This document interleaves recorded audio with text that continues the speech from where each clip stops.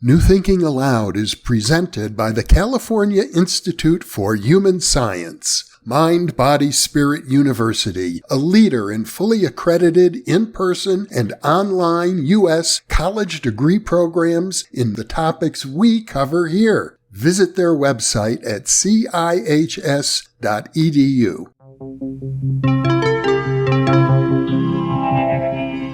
Thinking Aloud. Conversations on the leading edge of knowledge and discovery with psychologist Jeffrey Mishlove.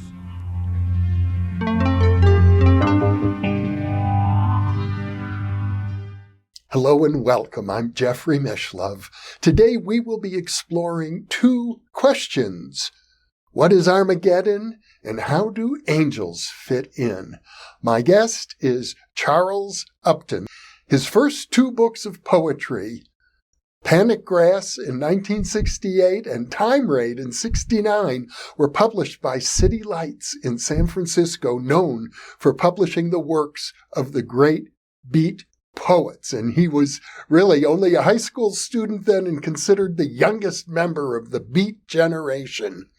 He subsequently became engaged in metaphysics and the traditionalist movement and is author of many books, including Folk Metaphysics, Mystical Meanings in Traditional Folk Songs and Spirituals, Knowings in the Arts of Metaphysics, Cosmology, and the Spiritual Path, The System of the Antichrist, Truth and Falsehood in Postmodernism and the New Age, The Alien Disclosure Deception, The Metaphysics of Social Engineering, and Vectors of the Counter-Initiation, The Course and Destiny of Inverted Spirituality.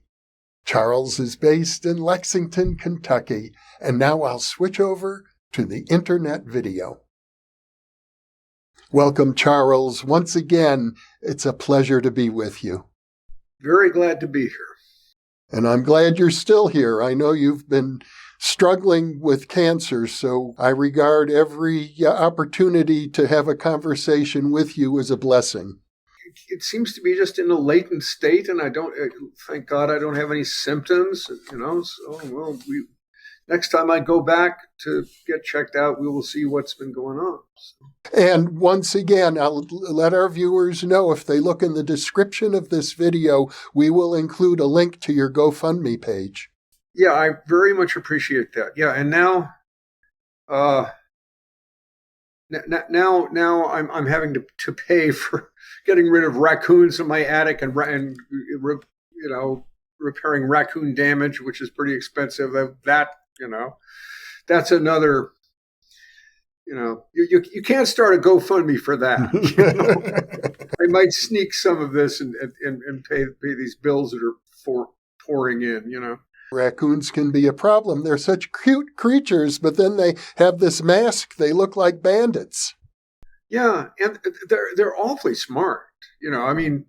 I think animals are just as smart in doing what they have to do to get through their lives as we are in our lives. Maybe smarter because they have fewer distractions. Well, today we'll be talking about Armageddon, which is a word that is almost part of pop culture these days. Everybody is talking about war of one kind or another these days. I mean, it's interesting that this interview was delayed a little bit to give somebody time to shoot Trump in the ear, which just sets the stage perfectly. Conflict. And, people are talking about World War III. People are talking about a civil war in this country, and conflict seems to be coming to the fore on every conceivable level, So it behooves us to ask. I mean, the Battle of Armageddon is supposed to be the big battle, the final battle, and I would say the real battle. In other words, the one where the stakes are as close to absolute as you can get, even beyond the questions of survival or not, because there are things more absolute than survival. And so, we should try to come to a clear enough conception of what the real battle is. I mean, there are people who, China, Russia, the United States, these people cannot imagine a greater battle, than to use Alexander Dugin's terminology, between the Eurasian heartlanders of the great Asian continent and the sleazy Atlantean mercantile empires of the West. That's how he and that's his picture of the ultimate war. I mean, even World War I. They were talking about Woodrow Wilson was saying the war to end all wars, as if that there could be such a thing, unless it ends all the people who would ever fight in a war. I guess that's the end of. But so what is the real war? You have to look at it on a spiritual level if you want to get the ultimate picture of what the final battle would be. And beyond that, though, we have to start with the sense that there is something greater than conflict. Conflict isn't the be all and end all, the final definition of everything. I mean, as the Hindus say, Brahman, who is the absolute God, the absolute, is beyond the dvandvas, which are the pairs of opposites, good and evil, truth and falsehood.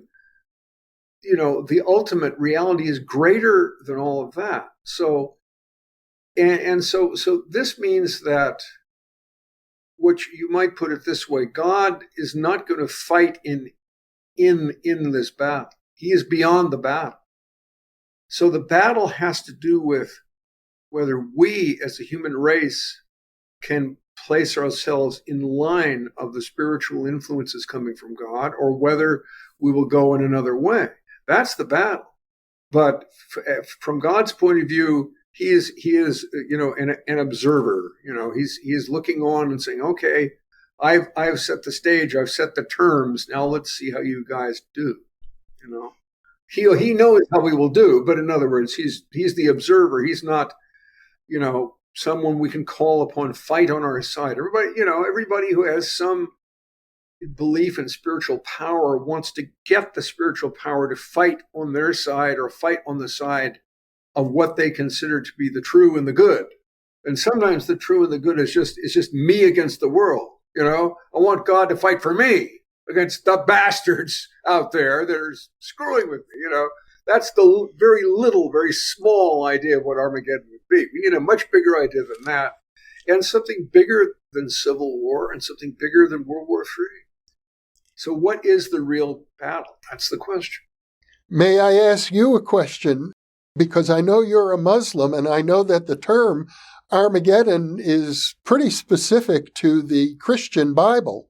That word is, but according to Muslim doctrine, at the end of the age, Jesus, who was considered to be a prophet, not the Son of God, the prophet Jesus will return to slay the Antichrist.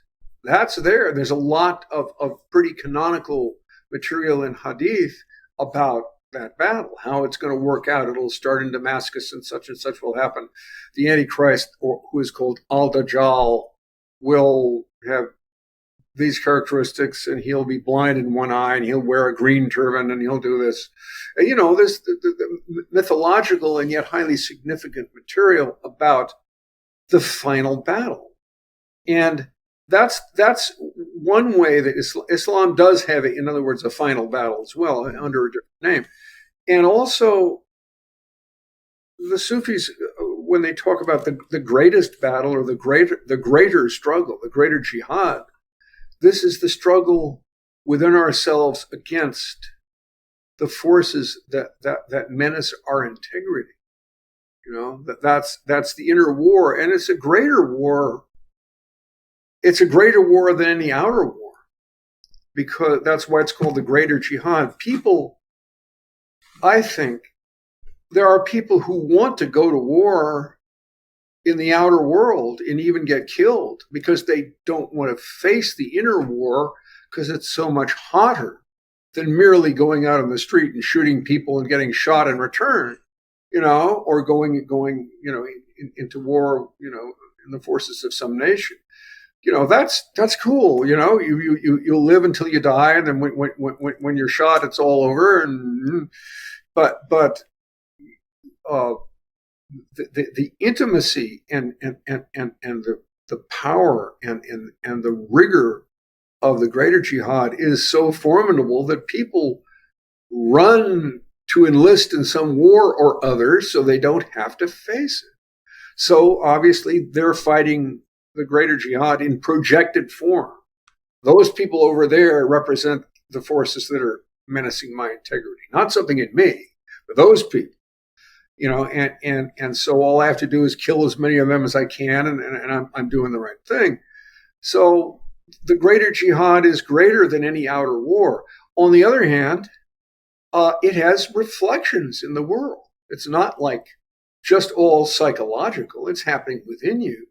But certainly, if you understand what that war is and take the right, make the right commitments, you may well find that those commitments will have an expression and will confront you with certain duties in dealing with the world.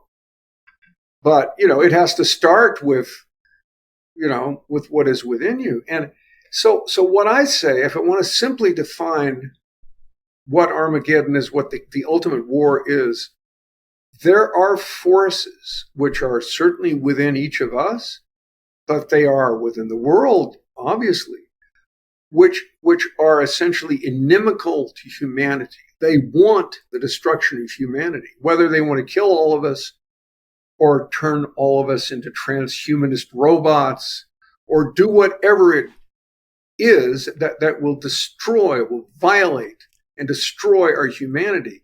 They are dedicated to doing that. And so it is incumbent upon us to name them, to recognize them, and to say, no, I will not have my humanity destroyed. And I will not participate in anything collectively that would lead to that same outcome. We must preserve our humanity. There are people who say, human, humanity has had an interesting run, but maybe now we'll be hybridized with the aliens, or we'll be transhumanist, cyborgs or something, and we'll move on from there. You got to maintain your humanity. Stay human. You want a banner to raise in the Battle of Armageddon. The words "Stay human" are on that banner. That's it. Now, how that works out, what serves our humanity and what violates our humanity, people disagree on that. Certainly, the liberal Democrats believe that what they're doing up to a point, besides their all cynicism and skullduggery aside, there's a core of belief that what we're doing is in service to humanity. And the same thing with the conservatives or the MAGA people or the Trumpists or whoever they are. They are serving humanity. The man who says, or man or woman who says, I am serving humanity by saying that a woman has a right to control her own body and her destiny in terms of reproduction, and no one can walk into her and life and tell her she can't have an abortion if there's many reasons for that, and this would be destructive to her, and so we're defending humanity, and the people on the other side of the abortion issue will say, what about the poor little child who may not be fully developed yet, but he is a little human life? Does he have no rights at all? He or she? They're killing babies, and we've got to stop. Now, both of these are quasi-absolute positions, which you can see the rationale for each one. In terms of we're serving humanity, we're serving the human integrity. So, how do you solve something like that? Well, what I say is, where does the essence of our humanity reside? It resides in God, in the mind of God. God knows. God made us. He maintains us. He has sent teachers and avatars and prophets in order to save us and to teach us. And he knows what he is up to in this thing called humanity.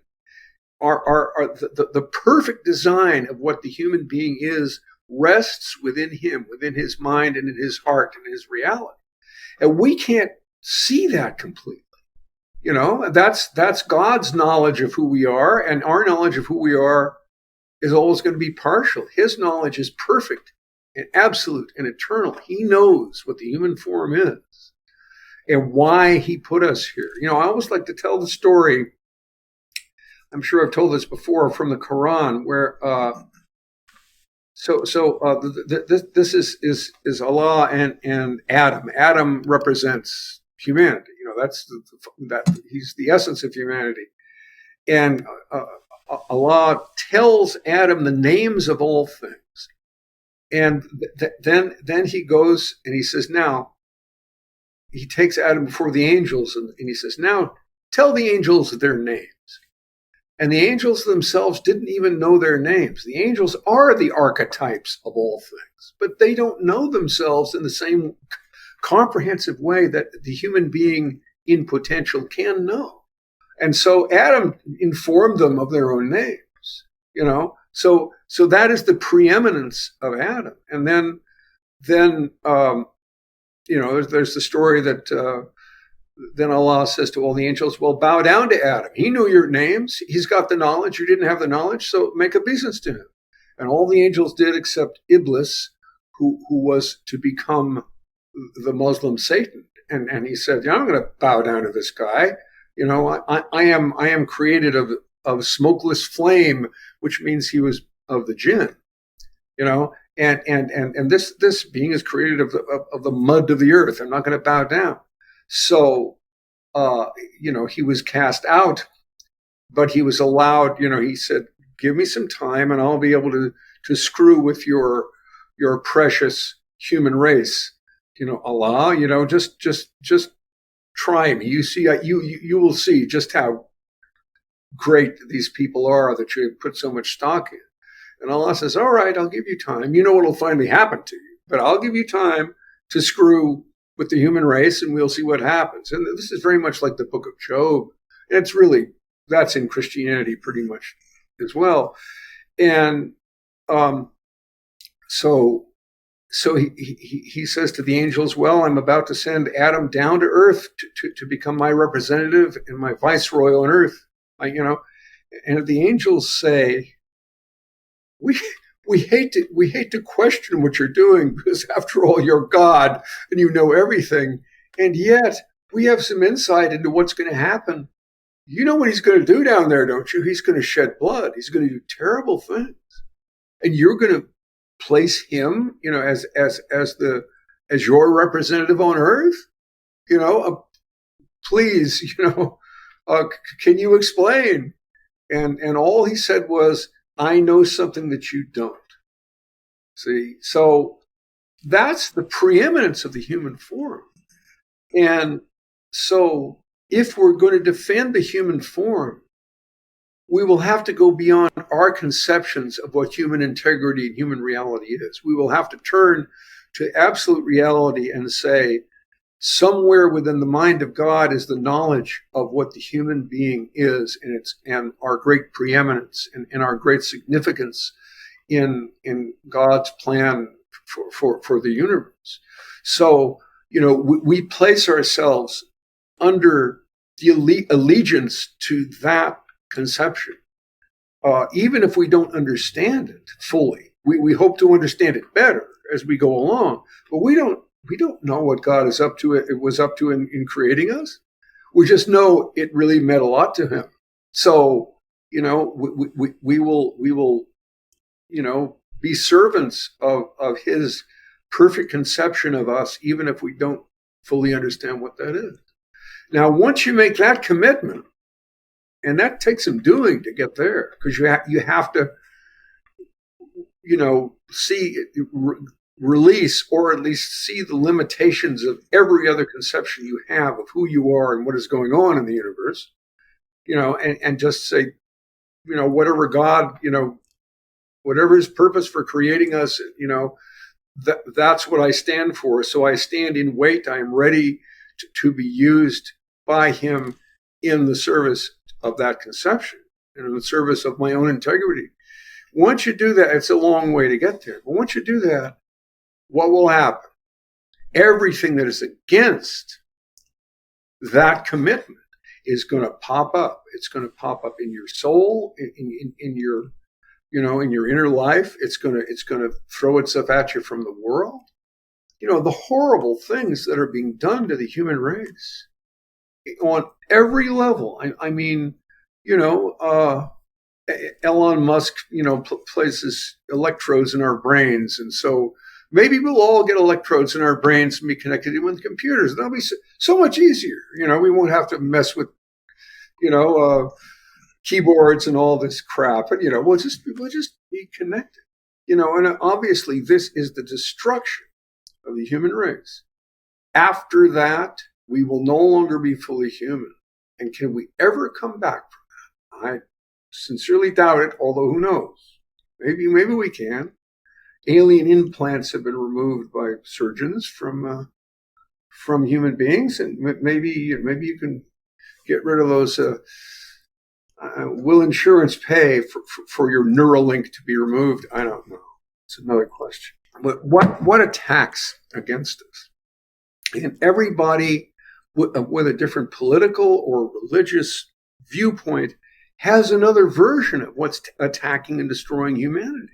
Some of them they're similar, but a lot of them are they're different. Like the left wing concentrates on a particular kind of evil that it sees. It doesn't want, will be the fate worse than death if it happens to us. And the right wing concentrates on another kind of evil, which will be the fate worse than death. And we got to look at all of these, but realize that the real stakes are on a higher plane, and submit ourselves to them to serve our own integrity as God has created us, whether we even understand what that is fully.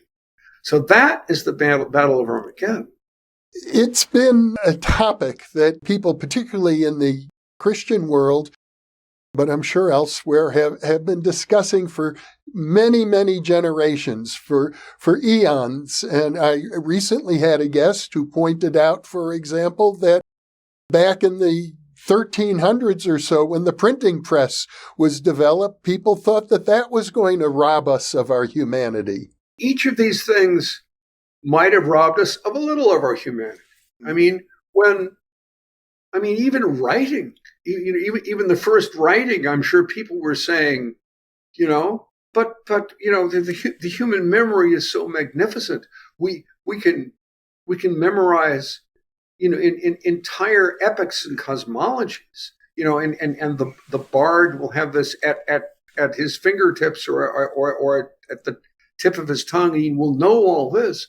But when we start writing things down, people that will dumb everybody down. It's not the problem was not illiteracy in those days. The problem was literacy.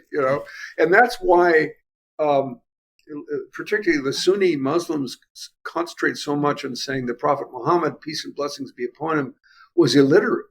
He heard this, the Quran directly from the angel Gabriel, from Allah through the angel Gabriel, and memorized it.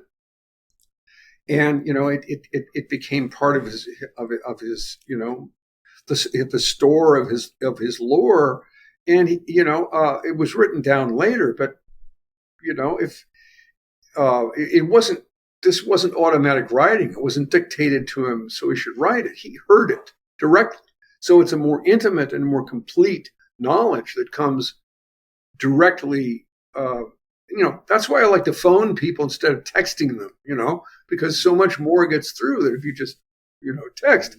And so every one of these things, the printing press is a it's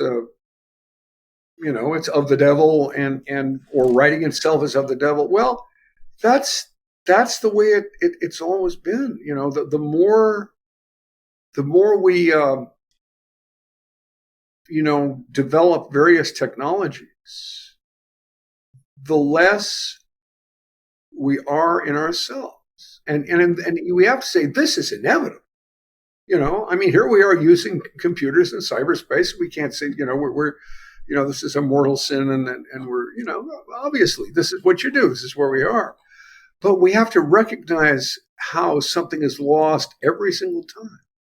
The human stature was so exalted that it took eons to whittle us down to this level. So everybody who said stop, it's this is of the devil. Do not use this terrible technology. They were right, but on the other hand, what they didn't admit at the same time was that is the course of things. The human. And this is what René Guénon talked about in the course of the cycle of manifestation, the world age, the Manvantara. Things descend from the plane of essence, from the essential pole, which is more spatial and where you are in the world of eternal forms, and time is hardly a ripple on the face of eternity. And here are the eternal forms, and as the world age, the Manvantara, goes ahead, it comes down and down. The time becomes more dominant and starts going faster and faster. And now I look at AI ads, and they say, our system will allow you to process vast amounts of information faster than ever before. Well, great. If we got to do it, we got to do it. But is that, the serenity, the perfection, the elevation of silent contemplation of the eternal forms? No. More and more information. Of course, most of the information nowadays is false. It's inaccurate, or it's a lie. So processing more of it is a questionable good, So, yeah, people say, the world can't end because people have been set in the year 1000 because of those big round numbers. This must be the end of the world. Worlds were ending all along, and everybody was right, but there will come a time, and we can see how we have so many ways to end all life on Earth, there will come a time where that question, is this the end of the world, will no longer be asked, because there will be nobody to ask it. That's how we'll know that was really it. But on the other hand, we're here for a reason. This is the other thing about the Battle of Armageddon. You make an absolute commitment to maintaining your human integrity. And yet the destruction of all things around you, the degeneration of the eon, the degeneration of humanity, the degeneration of nature, all of this is lawful. This is the way things go. This is cosmic entropy. That's the way it goes. And God produces a perfect form of the universe in his heart and his mind, releases it into dimensional existence. And as soon as he does that, it spreads out, it manifests, it expands, it goes into various, different manifestations, and it slowly, goes to lower and lower levels. It gets more complex, more obscure, and down and down. And that's just the way it is. That's what happens if you create something in an external way. You give it over to external forces, and it doesn't have its original purity. That's if you won't allow for that, you'll say, well, God should never have created the universe. He should never have created me. I'm sorry anything ever happened. That's what the Gnostics of late antiquity said, and that's heretical or wrong. There's a reason. There's a mysterious reason for all this. And like Allah said, I know something that you don't know. I have a question for you. It came up actually about an hour ago when I was having lunch with a friend, and we were discussing similar matters. And he pointed out that there's a big emphasis within Islam to memorize the Quran and to hold it, the entire Quran in your memory, in Arabic, I presume.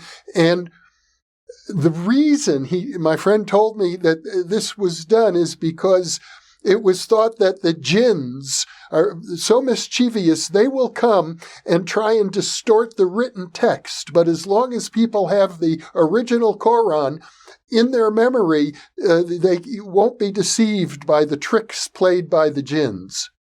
Well, there's something to that because Islam looks at the earlier scriptures, which the Torah and the Gospel are taken as legitimate scriptures, but it is said they were, they're not in their original purity. They've been edited and changed, and it's the jinns or it's human beings with various interests that they want to put forward, and so it's obvious. It's interesting to have four Gospels and see their similarities and differences and all this, but this is not from the horse's mouth. This is later renditions of the original story. Recently, those I forget who it was, but I got some email where I saw I forget, it was maybe something on YouTube where the earliest written form of the Quran that has ever been discovered was recently discovered, and it was shown that the text that is accepted as the Quran today was substantially identical with the earliest written form. So we can say at least that the degeneration of the direct word of God has been a lot less within Islam than in other traditions. Because the other traditions, they're not supposed to be so much the direct word of God, particularly in Christianity. The revelation is not the New Testament. The revelation is Christ.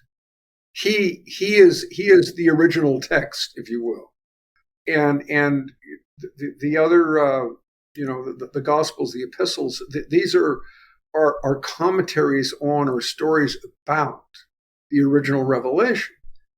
They may be may be inspired, and they are, and they have a lot of truth to them, but they're not the original thing.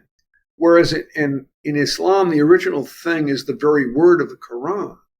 Muhammad is not the revelation. Muhammad is the channel of the revelation. The revelation itself is, or the ayat, the verses of the Quran. So that's the Muslim picture. But so anyway, the question is how. Oh, war. I mean, you can just say, "Oh, I don't want to think about it. I'll hide it under my bed." Or if you've got a little more initiative, you may go crazy and buy a gun and start shooting at presidential candidates. What I'm saying is the way to participate in the Battle of Armageddon. First, we have to give up all of our own agendas. And some of those agendas, we spend our lives developing them, saying, this is what I think is true. This is what I think what needs to be done. I would give my life, to see this conception of things, or this way that things could be, to further that conception. I will sacrifice. That's not enough. We have to say, we don't know what God wants ultimately. It's particularly in this moment, in terms of the larger situation of humanity on earth, we can make certain statements about what God's will appears to be in relationship to us. But it's not this immediacy of, how do I respond? Everything is going to hell.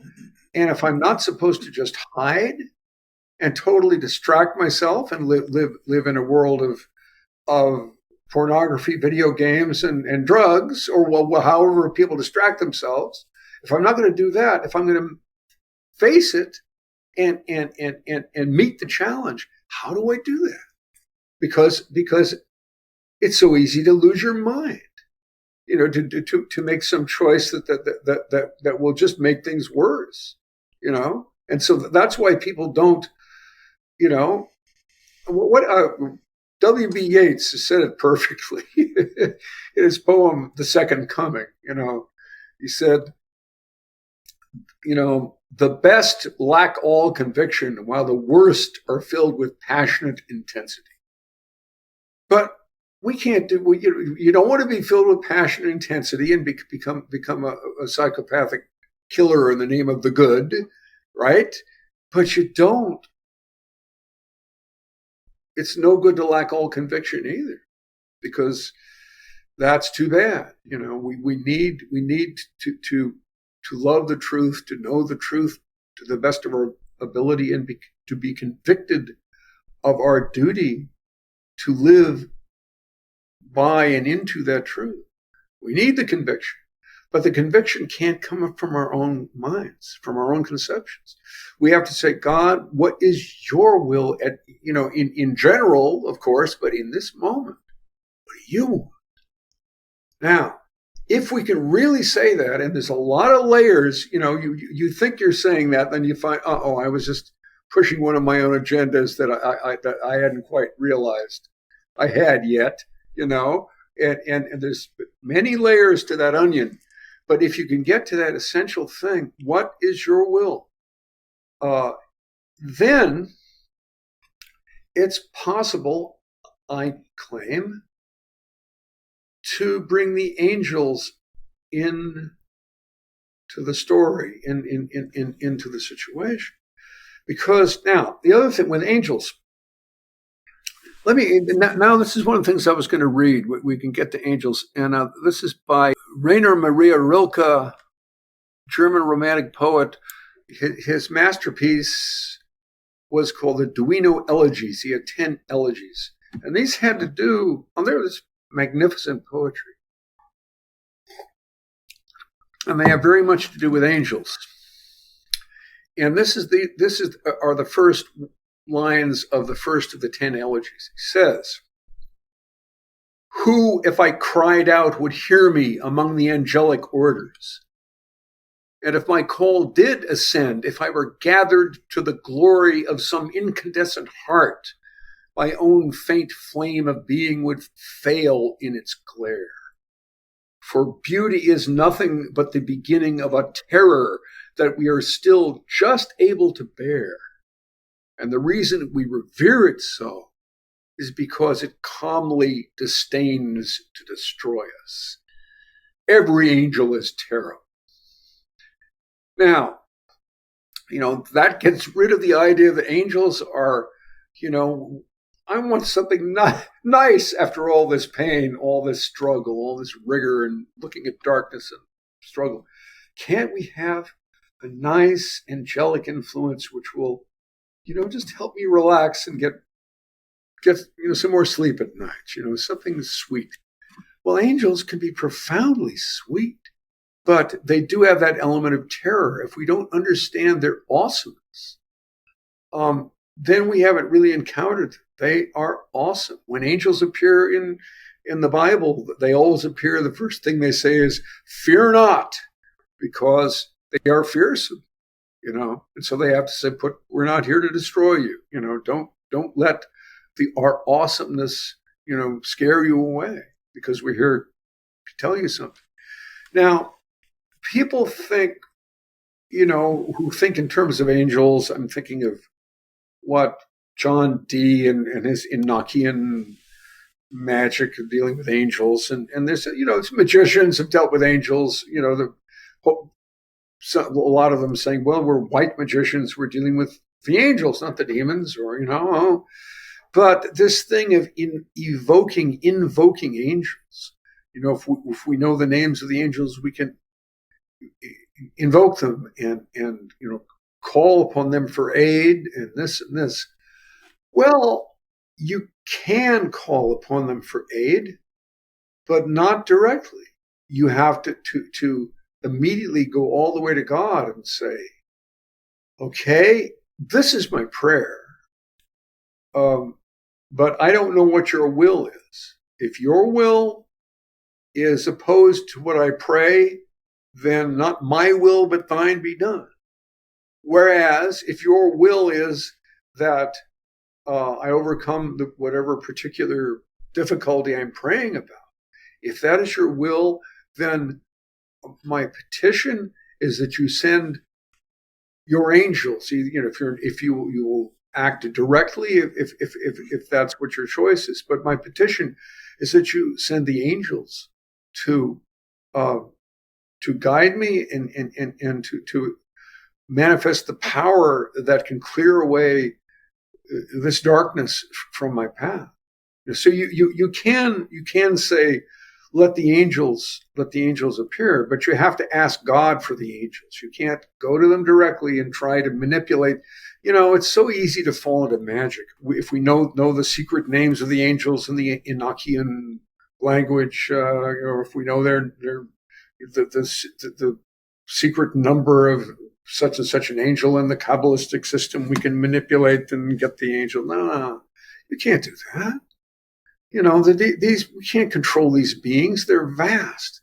And if any being comes and says, well, I am here, you summoned to me, O master.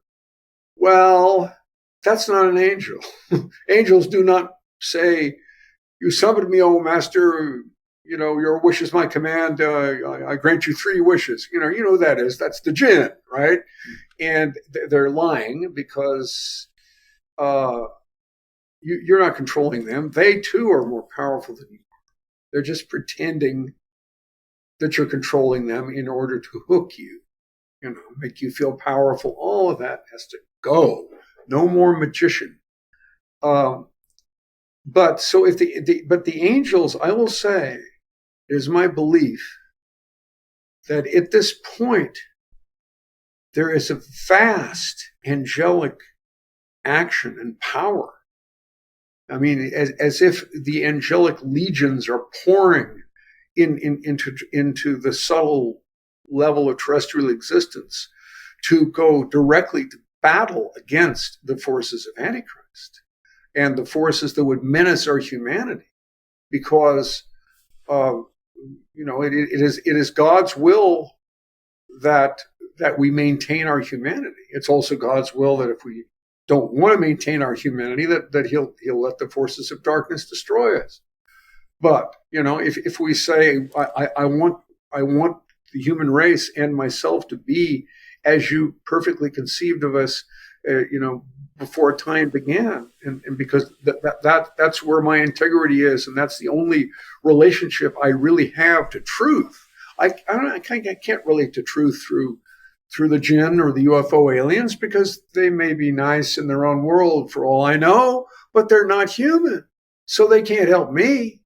Whereas my humanity is perfectly preserved within the depth of your being, and that's what I turn to. So if we're willing to make that commitment, then it may come or it may not. But some of us may begin to intuit the power of the angelic armies to sweep away the darkness that is menacing the human race on every level and on every nation of the earth, in every household on the earth, in every soul, in every human body.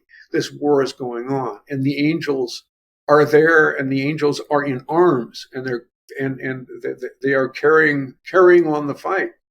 So, how do we relate to that? We can't obviously say, well, could you stop what you're doing and do what I want?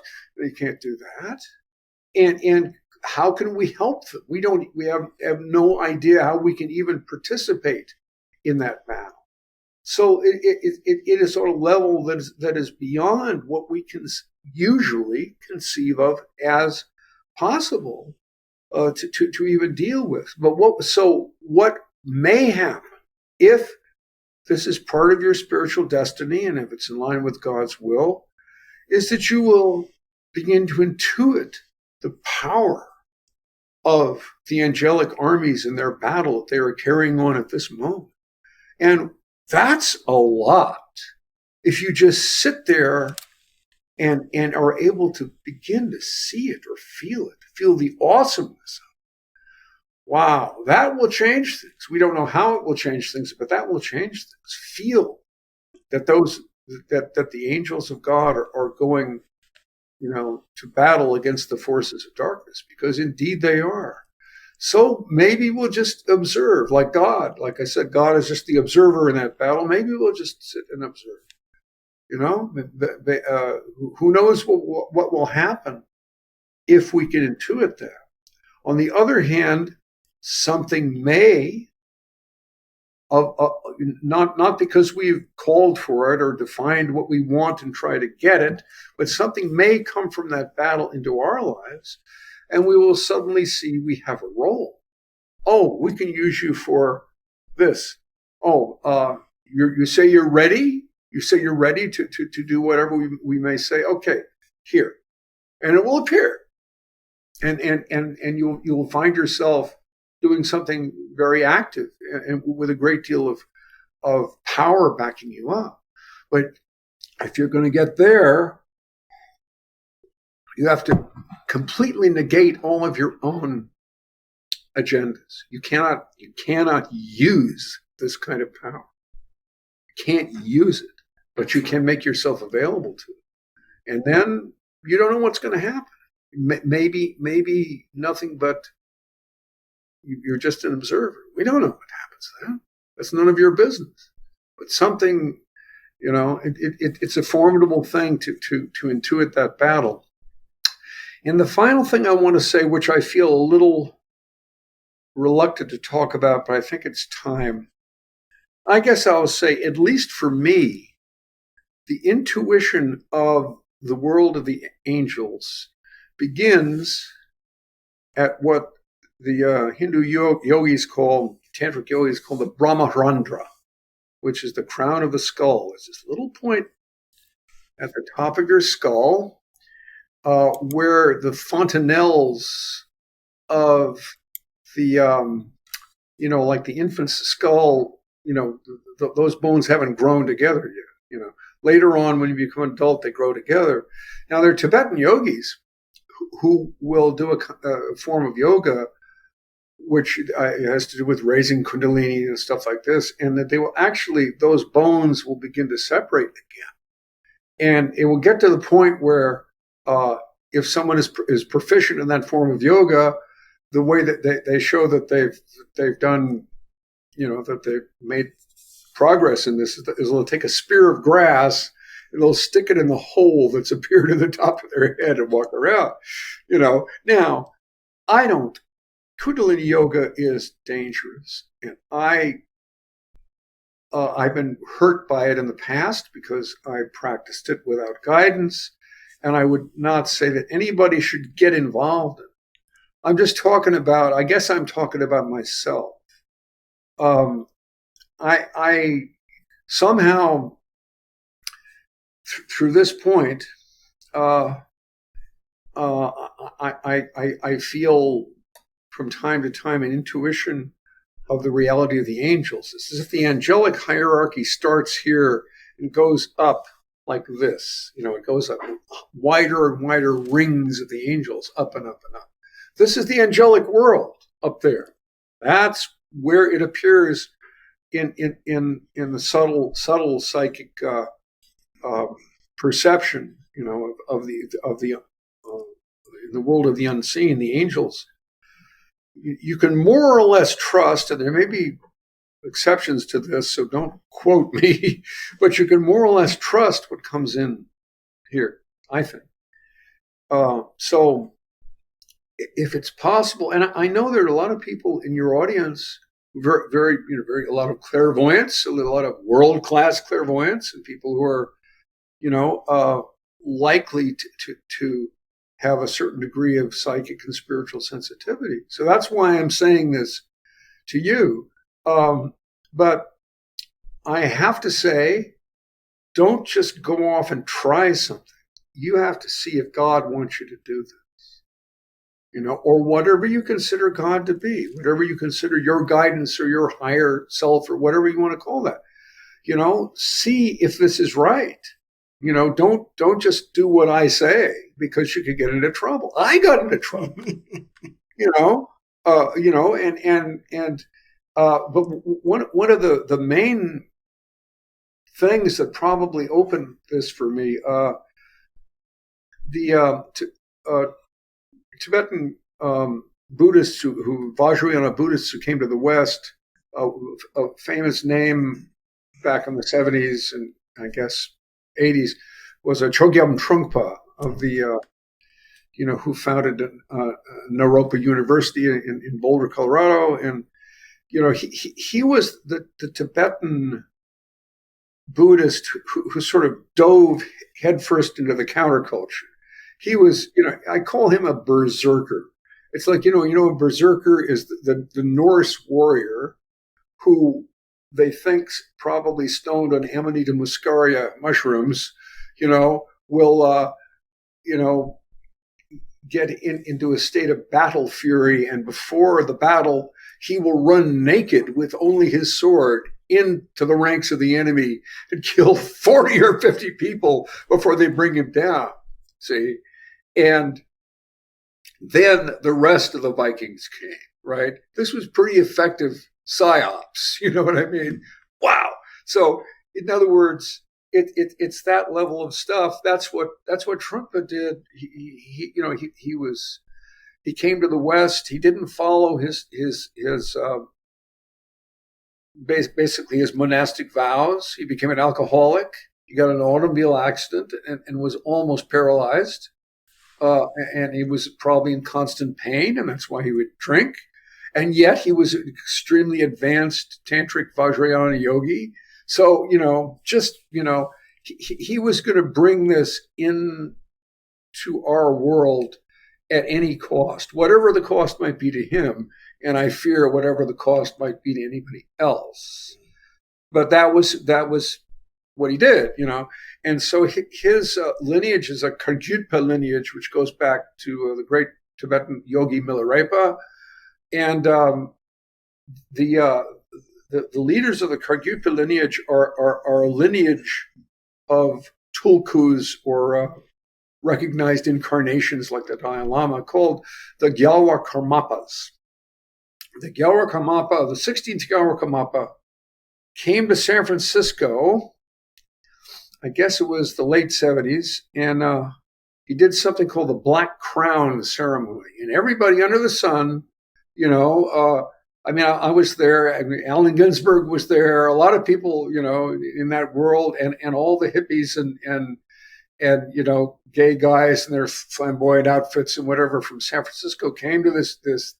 So what the Tibetans do is, they have things called empowerments, which means, it's not really an initiation, but it's like a reflection of initiation, the grace, the power that's developed in that yogic tradition, that they will make it available to all comers, all and sundry, which in Tibet was Buddhist faithful who understood Buddhism and believed in it, not just anybody, like in San Francisco of the counterculture, but and they would spread the grace of that of their practice and of their lineage to a wider audience, and then probably some that were touched by that would later turn up at the monastery and say, I would like to become a monk, and ask for initiation.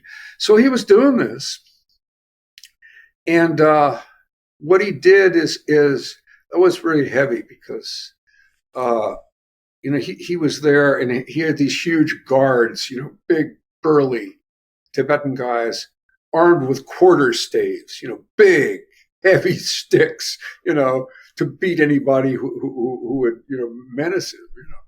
And there were the huge Tibetan horns. I forget what they're called. They look like alpenhorns. They're that big, and they go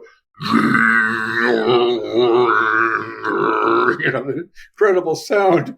And all this was going on. And so he sits there and he goes into a state of meditation. You're supposed to meditate on him. And he takes off his Tibetan mitre, his red hat, and he puts on the black crown. And he's supposed to change at that moment from his human self to become a manifestation of the Bodhisattva Avalokiteshvara, or Chenrezig, who is the Bodhisattva of compassion. And, if you can follow him in meditation, in the change he went through, you will receive the grace of that wisdom. So he did this, and then afterwards, everybody comes up in a receiving line to say hello to him, get his blessing. I just happen to have a human bone hanging around the house, which was, I believe, from a Native American source, and I used to play around with that stuff, which was very, sacrilegious according to the Native Americans. You have to respect, the remnants of the dead. It's very important. Tibetans don't so much care. Tibetans will take a skull and cut it in half and turn it into a wine cup, and drink out of the skull. They don't have that. They don't have that taboo, but the Native Americans certainly do. So he handed him the human bone, and he did this blessing where he just puts his fist on the crown of your skull and goes, boom. And that opens the Brahmarandra, opens the door at the crown of the skull. So, that led to some very deep dreams and such. And so, in a certain sense, that was a part of my initiation into the ability to intuit the angelic worlds above the head, which I don't always do. And it's funny, it's like, that's not what we do in Sufism. But that was an influence that I cannot deny. It came to me, it taught me something. And since it came to me through the Tibetan Buddhists, spreading something to whoever comes, I think it may be,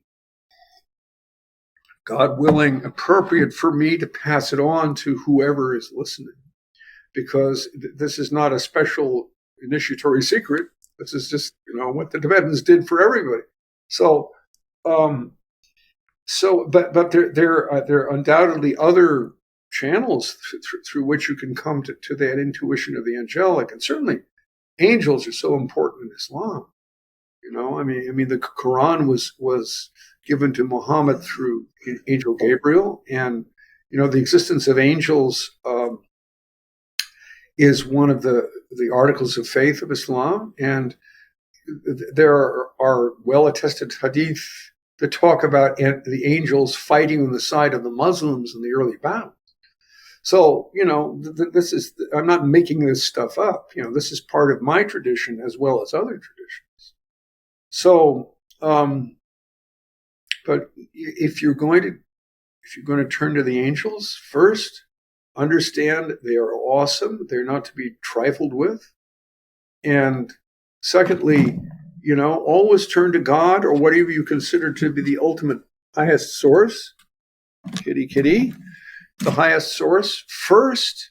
Don't because otherwise, you turn the angels into familiar spirits. I remember there were some new age guys who were talking to each other. I forget where I saw this. One says to the other, "What's your favorite angel?" Mine's Raphael. Oh, mine's my thing. Your favorite angel. Don't screw around with it. These are awesome beings, and it's only your submission to God's will, and you're turning to the highest source for guidance that gives you any right to look into the angelic world. And if you don't do that, looking into the angelic world could be extremely dangerous for you. So start with God, and then see if The angels form a part of your destiny. And if they do, because remember, they are at war against the forces of darkness at this very moment. And at least we might do well to observe that battle, whether or not we become involved. It's a very beautiful story, Charles. I appreciate it. It does remind me of a time in my life, over 50 years ago, when I felt like I needed to make a major change. I had been touched by the divine. I've written about it. Many people know the story when my great uncle Harry appeared to me in a dream, and I woke up from the dream with just tears of joy. It was so powerful, and I was singing a sacred song from the Jewish tradition, and I later learned that Uncle Harry died at that moment. And after that, I spent months agonizing over how I can realign my life to be consistent with that experience. And it was very difficult because I was a graduate student in criminology at the time, doing group therapy with murderers and rapists at San Quentin Prison. But eventually, after months of agony, I had a certainty one day that the answer was going to come in a dream that night. I just knew, tonight I'm going to have the dream. Tonight there will be the answer. And I had a strange dream. It was so strange. The only way I could figure it out was to act it out. And I did. I woke up and did what I had done in the dream, which was to visit a particular house where my friends lived and knock on their door, and there was no one there, and I found a key as I had done in the dream and walked into the living room. There in the middle of the living room, just as I had dreamt, was a magazine.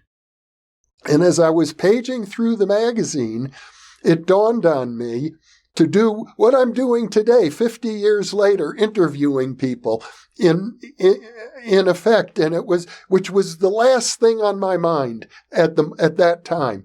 I didn't own a radio or TV. I didn't believe in radios or any form of electronic communication. But after that, I changed my mind, and it set me on the path I can now look back on 50 years later and say, I'm following whatever guidance was given to me then. It was so strong, it was good for 50 years. Well, you say you give up all of your agendas. Now, you have to see just what that means, because if people look at the formidable darkness that is menacing the human race, and then they're told, well, you need to give up all your agendas, there's a tendency to say, oh, well, yeah, what are you going to do? There's nothing you can do. Yeah, I'll just turn it all over to God and go watch TV. I'll let him do it. Because I don't know, far be it from me to figure out how to deal with this mess. And there's a great deal of fear, and you want to distract yourself, you want to hide, and you become weirdly passive. I'm seeing, I don't know if you've seen this, but there's a strange, almost zombie apocalypse thing happening to people now, just out of the shock of all the things that are going on. It's like when Trump was, when he caught his ear and ducked, and the Secret Service jumped on him to protect him. There were people sitting behind him, and they just said, oh, I wonder what that was.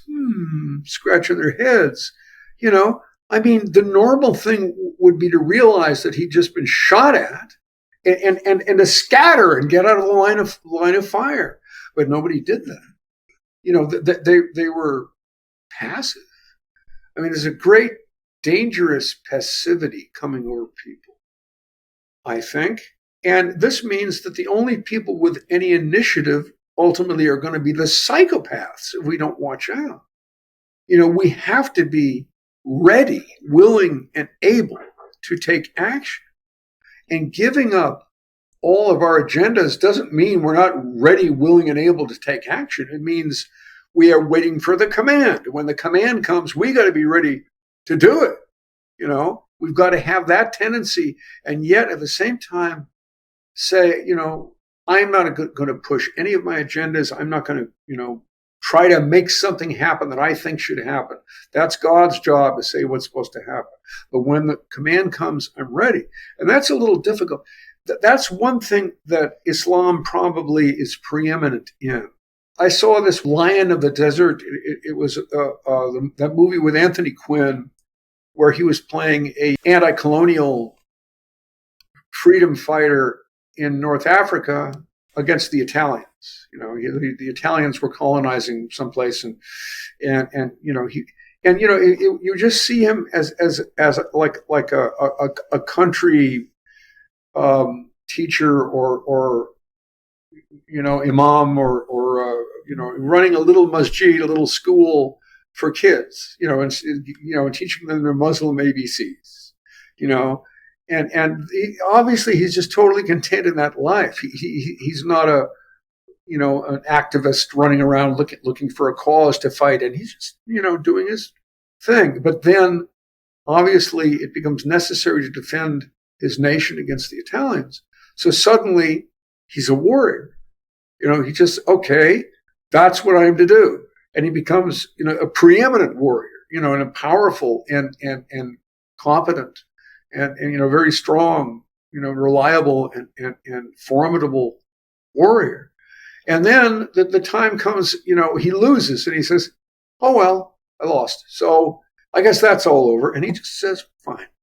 And he doesn't struggle against the fate of having lost. He said, God wanted me to teach children their ABCs. God wanted me to be a heroic freedom fighter. God wanted me to accept defeat. So God's will be done. And you saw somehow Anthony Quinn could perfectly render that willingness to follow God's will, however it turns. And he did that so well. And that's what's good about Islam. And it's not just in Islam, but that's one thing that you can see as a preeminent Muslim virtue, is that ability, which means, you're not always looking for a fight. In fact, you're looking for peace. That's why we say, Assalamu alaikum, peace be unto you. But you're at peace with whatever God wills. It's not peace. I'm just looking for easy circumstances or protection or safety. It's not that. You're at peace with God's will. So, if it's time to fight, you fight. If it's time to lay down your arms, you lay them down. If it's time, to go back to teaching children their ABCs, that's what you do. That's what you do. And so, it's good to see that. It's good to realize that Islam has those virtues. It's not every Muslim that's able to actualize those virtues without doubt. But that's one of the ideals in our religion. Once again, beautifully put. It does remind me, however, of being in Muslim countries and noticing that people drive their automobiles like crazy in what seemed to me to be very reckless ways, and with the attitude of, inshallah, if God wills it, I'll be safe. If he wills it, I'll have an accident. It's out of my control. Well, yeah, I mean, I'm not sure that's the highest expression of that virtue, is driving like a maniac. That virtue can be understood on a lot less useful levels. The word Islam and the word salam, which means peace, are from the same root. Salam doesn't just mean peace in the sense of the absence of conflict. It's peace in the sense of perfection and flawlessness. Because when something is flawless, there's no struggle within it. It is perfectly what it is, and that is peace. Also, the idea is the only legitimate purpose for struggle, armed struggle or intellectual struggle or anything else, is to achieve a state of peace. So if you go down that road, there's going to be endless conflict. for generations. No, if you can balance the situation with a strong intervention of force, do it.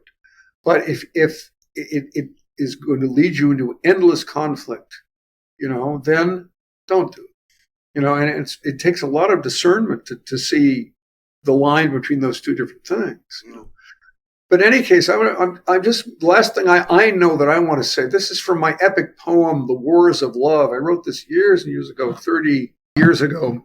This was my feeling about jihad at that point. This is before I'd become a Muslim. But this is what I said. I say all will be pressed into service. I say all will be required to fight.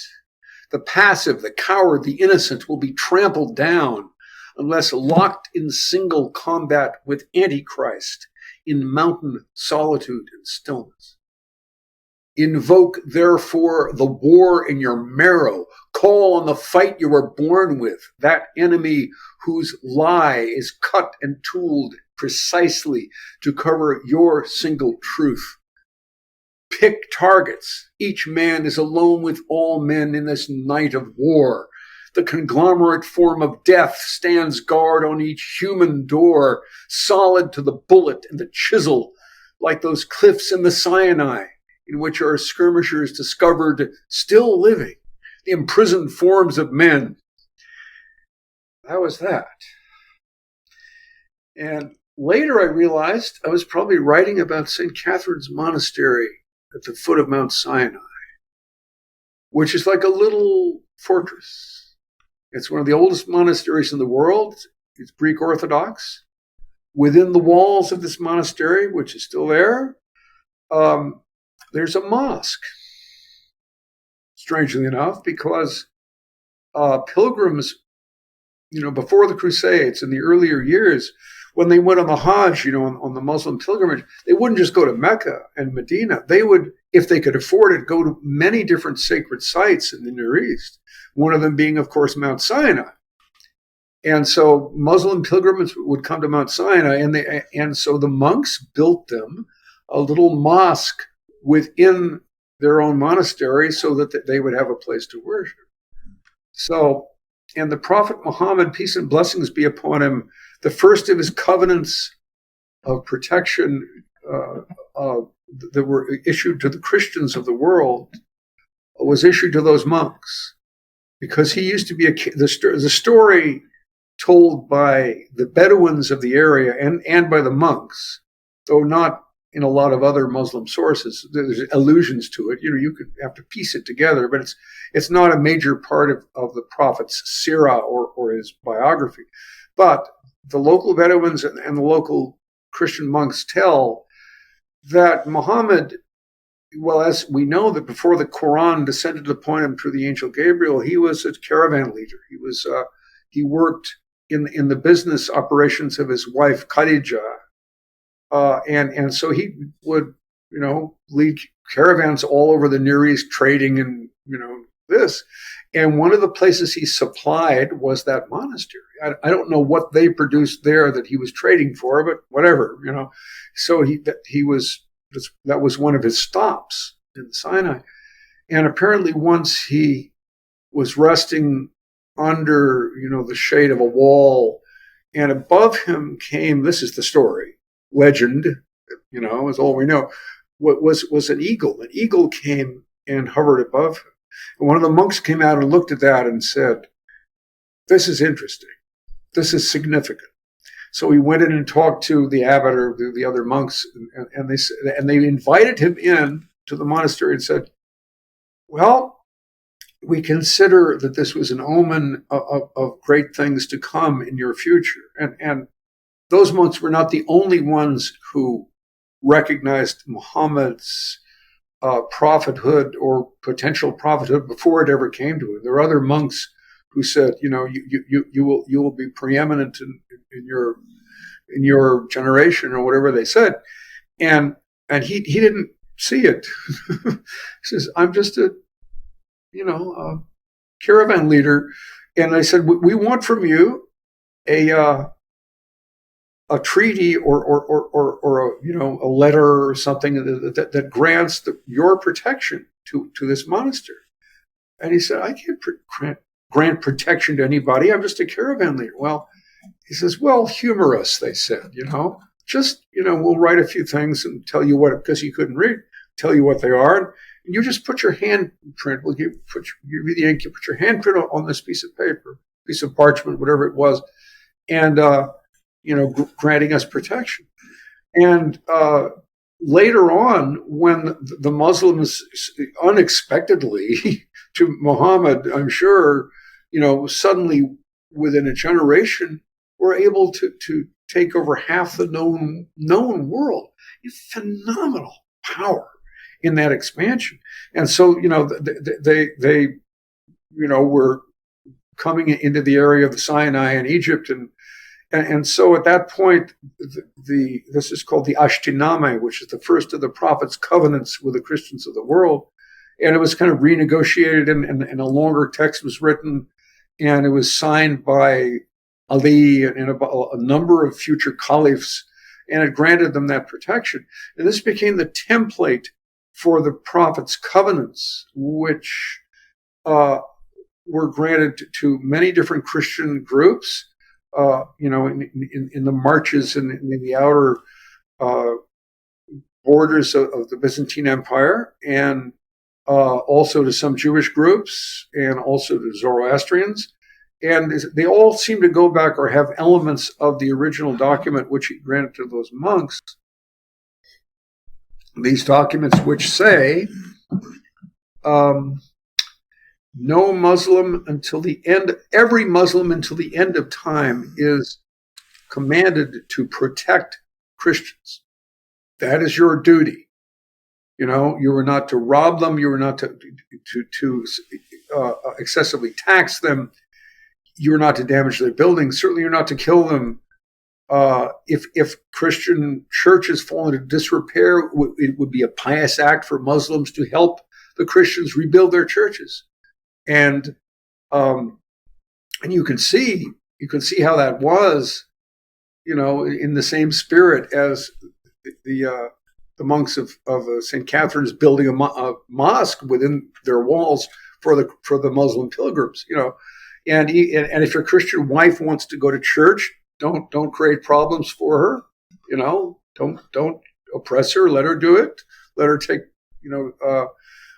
instruction from the Christian elders. And then, these were these documents which became the basis, among many other things, of the policy of the Ottoman Empire toward religious minorities. They used to be studied by the U.S. diplomatic corps because we had to deal with the Ottomans, so we had to know what the covenants were all about. This has almost been forgotten.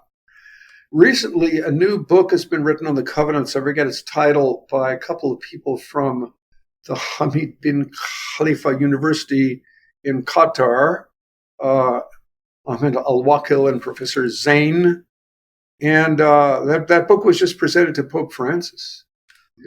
So I was involved for 7 years between 2013 and 2020 in the work of rediscovering and bringing these covenants forward to the world. And this was just at the time when ISIS was coming up. And these covenants say, generally, anyone who controverts these covenants has earned the curse of God and his prophet. And that was pointed directly at what ISIS was doing. We believe that they were going around to various ancient monasteries in the Near East and Iraq and destroying the monasteries, killing the monks, in also an attempt to eradicate these documents so they would never be known. But luckily, so many of them, which were kept in archives of St. Catherine's Monastery, were digitalized, and sent to the West, and that they've been saved in electronic form. So, this was the drama we went through as ISIS was coming up. So that's an example of, I didn't think I was going to do anything like that. This is all the research of Dr. John Andrew Morrow, who's a Muslim brother of mine, and he's a Métis, which is like that's basically means half breed, from Quebec, who is mixed European and Native American ancestry, and there's a certain legal status that people like him have under Canadian law. I don't know exactly how that works, but he converted to Islam as a teenager, and he just single-handedly did immense scholarship to bring these things back into human memory. And we did 7 years of serious struggle around this. I ended up writing a document called War on Five Fronts, a comprehensive plan to defeat ISIS, because an Iranian-American businessman who knew other billionaires, he was a billionaire or a multi-millionaire, was about to see, meet with Donald Trump's team right after the election. And so he said he would hand to the Trump people this document. I never had the courage to ask him whether he actually did. But what I wanted to do is get that document to Trump so he would see that Muslims were coming up with a plan to defeat ISIS, because we felt that ISIS was destroying our religion from within, And so he needed to know that it might, head off whatever anti-Muslim pogroms he might be thinking about, And so I don't know if that ever had an effect, but it was pretty dramatic, all of this, And, but I never knew that this would happen. I thought that my activist life was over. I just said, well, everything I can see in the activist world is crazy, and it's all contradictory, and it's all destructive. I'm just going to fold my hands and go back to my cave and meditate, or whatever you say. But then, no, I was tapped. Something came and said, here, do it. And I said, oh, yes. And then when the 7 years was over and COVID came and everything got locked down, the word came and said, well, that's over. And there are other people who are carrying it on. And then once in a while they report back to us, but we're not doing anything anymore to speak of. And that's the way things are. When you ask for God's will, he could hand you something completely unexpected, and then he'd take it away. And, you don't identify with it. If the time for that is over, it's over. Fine. So that's an example of what may come if one looks in on the battles of the angels. Who knows? Who knows what? No, we don't know what will come. That's a very inspiring story. And synchronistically, I've been in communication with Dr. Morrow today. Incredible. So what are you going to interview him on this stuff? I suggested to him I would ask you for guidance, and without me having to ask, you've already provided it. Well, okay, let's look at this as an example of how things really happen. Usually we think we're doing it, we're planning it, we talk to figure it out, how to do this, talk to this person, come up with this.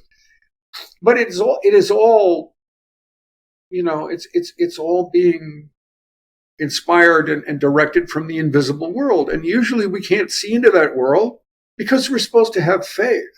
If we expect to have a dream or a vision every time we're supposed to, raise our finger to do anything, it's not going to work. You got to trust and go ahead, even if you don't know the whole story. But this is a perfect illustration, and I hope what I've said about angelic action can build a bridge between your conception and what you've been concentrating on in your life and what Dr. Morrow's been up to, because it is inspiring. I mean, things were happening with him. he would find covenants, that have never been heard of before, just in the process of this. And,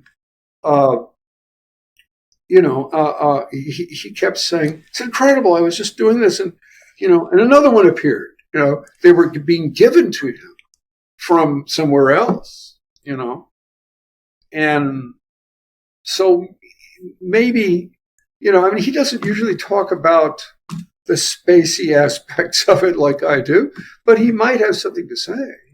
Well, Charles, once again, it's a pure delight for me to be with you and to partake of your wisdom. One of our commenters recently, and many of them keep saying, bring him back, but one of them wrote recently, Charles Upton is a deep thinker, and there are very few deep thinkers around. So I want to thank you again and again for being with me and the New Thinking Aloud audience.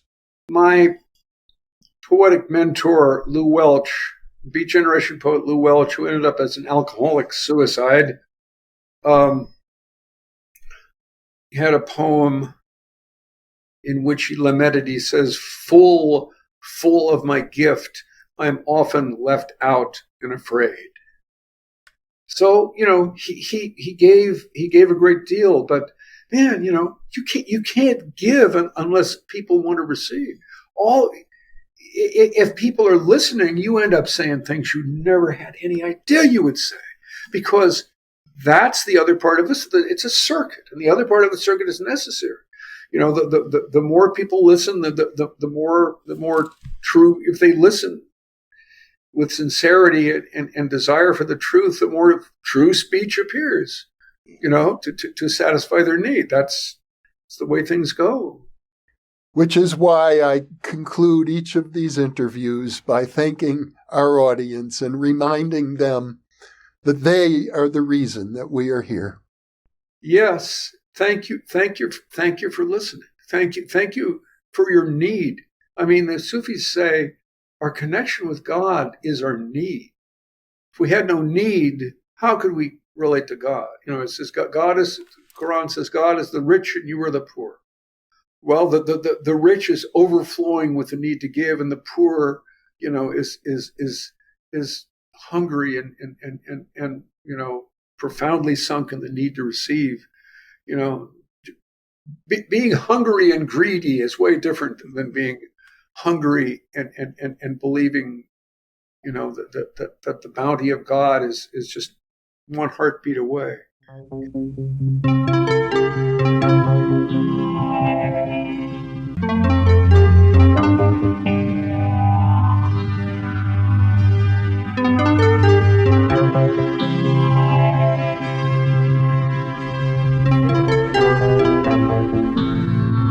Book 3 in the New Thinking Aloud dialogue series is UFOs and UAP, Are We Really Alone? Now available on Amazon. You can now download a PDF copy or order a beautiful printed copy of issue 6 of the New Thinking Aloud magazine.